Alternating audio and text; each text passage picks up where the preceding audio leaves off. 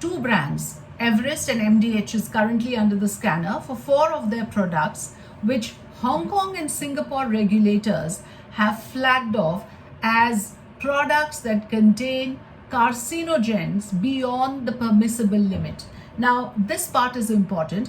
One must understand that certain amount of carcinogens are present in all packaged food because they act as sterilizers and purifying agents. So some chemicals, some carcinogens are inevitable in these products, but they should never exceed the permissible limit for human consumption. Now, as for Hong Kong and Singapore food regulators, these products have carcinogens beyond permissible limits, which makes it harmful for human consumption. That has been flagged off to the Indian government. Immediately, the government of India has alerted all food commissioners. They have recalled products and collected samples, actually not recalled products, but collected samples from spice producing units from across the country, especially of MDH and Everest, to see if the information that has come from Hong Kong and Singapore can be corroborated. As of now, of course, FSSAI, that is Food Safety and Standards Authority of India, has said that they do their regular checks and balances and no such excessive amount of carcinogens were detected.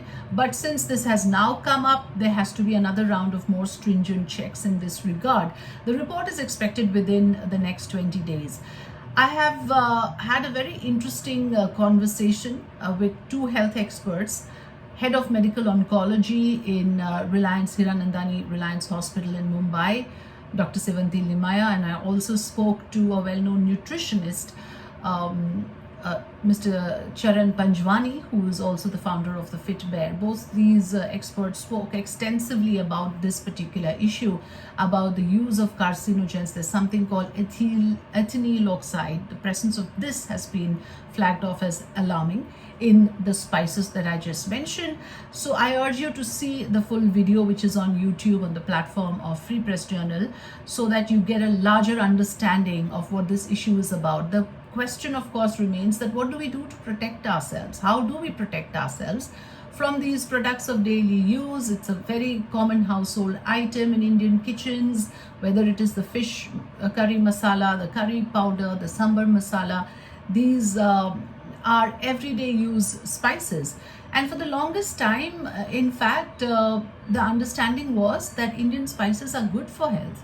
They're supposed to have healing properties. They're supposed to cure certain ailments. The usage or the benefits of spices, in fact, their virtues have been extolled by health experts over the years, whether it's the clove or the cardamom or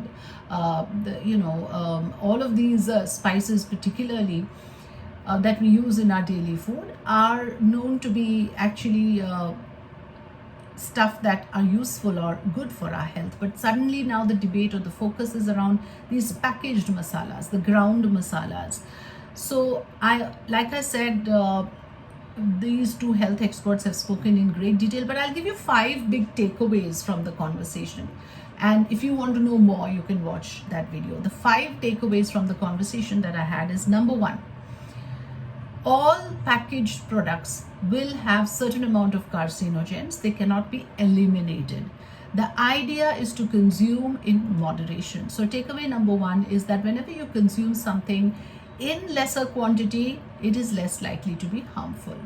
Takeaway number 2, processed, by virtue of being processed, something does not become bad. I mean, it's not as if that anything and everything processed is bad. The processing part in certain cases is necessary. Rather, unprocessed could become toxic. So one should not go for any sort of a blanket ban on processed stuff.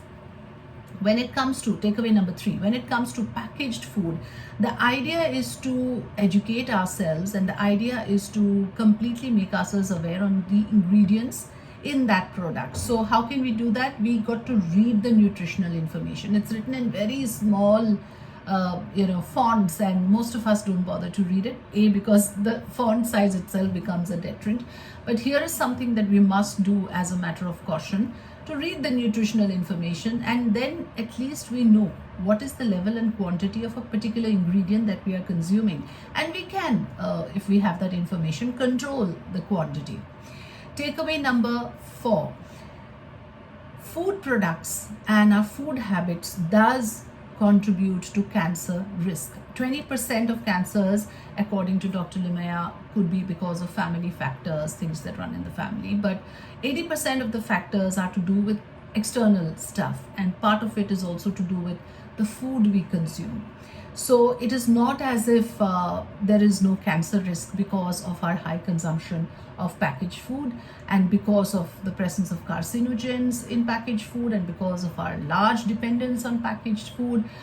The health risk, especially the cancer risk, remains a real threat. And number 5, the authorities that are operating in this country, for example, the Food Safety Standards Authority of India, have been found lacking, have been found lax in maintaining stringent measures or stringent procedures. So as the citizenry becomes more aware, more conscious, starts raising their voices about these issues, the authorities are likely to be more on their toes. So the idea is to continue to be more aware about the products that we consume, and should there be anything suspicious, anything out of the way, there must be a civil consciousness, the civil society consciousness on these matters, so that the authorities also continue to take their jobs seriously. Thanks so much for watching.